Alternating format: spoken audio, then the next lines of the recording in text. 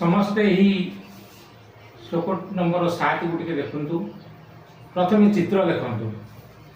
चित्र रे प्रथमे अछंती आमर शिव महाप्रभुंकर गोटे चित्रटी। तापर देखंतु हिमालय पर्वत जोठी आमर चंदन काठ मिले। तापर देखंतु चंदन काठ।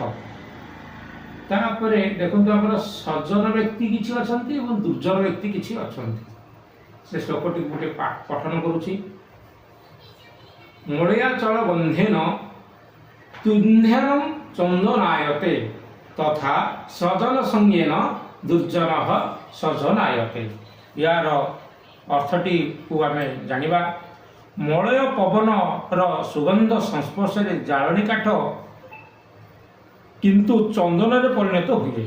सेहीपरि साधुजन बा साधु लोकर संस्पर्श में आसी दुष्ट लोक मध्य साधु लोकर परिणत हुई था।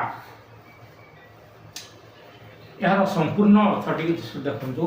मलय पर्वत रे विद्यमान इंधनयुक्त काठ गुड़िक मध्य जेपरि चंदन भली बास्ना होइथाए, ठीक सेहीपरि भल लोकक सह खराब लोक माने मिसिबा द्वारा सेमाने मध्य भल लोकक परि व्यवहार करिथांती।